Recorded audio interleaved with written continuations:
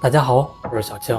在外面千万不要给孩子买饮料喝了，反正我是不敢喝。今天分享一道自制饮料的做法，香甜爽口，营养又好喝。首先准备一根青皮黄瓜，咱们做这道美食尽量选用新鲜的黄瓜啊，这样做出来会更好喝。切去头部不要，再用刀用力的把黄瓜拍扁，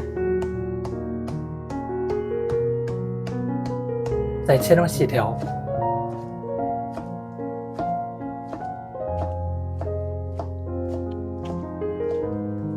最后再切成黄瓜丁，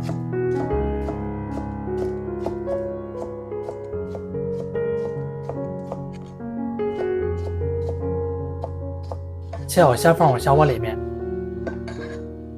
准备2个杯子，把切好的黄瓜丁放入每个杯子里面。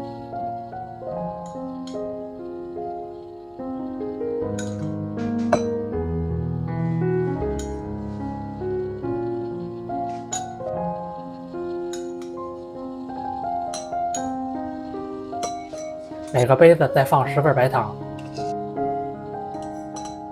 再用擀面杖来敲打，把黄瓜里面的汁水排出来，这样做来会更好喝。我每天都会分享一道家常美食食谱，感谢您在影片下方为我点个赞及订阅支持一下，非常感谢您。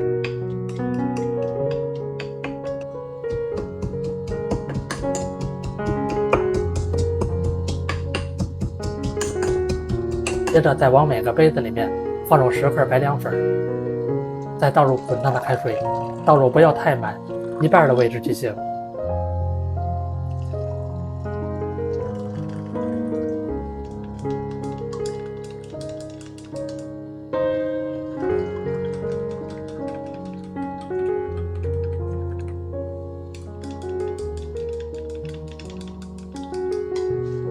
放一旁自然冷却。现在已经冷却了，大家来看一看 ，QQ 弹弹的，和果冻一样。下面再倒入纯牛奶，这个才是好喝的关键。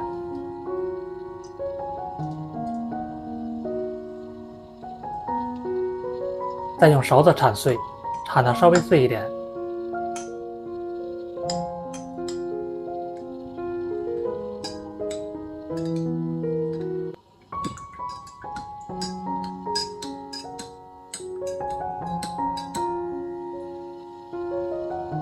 这么一道黄瓜撞奶就做好了，喝起来的口感清香味浓郁，好喝又营养。学会这样做比奶茶好喝，健康无添加，孩子很喜欢，喜欢吃就赶快收藏起来试吧。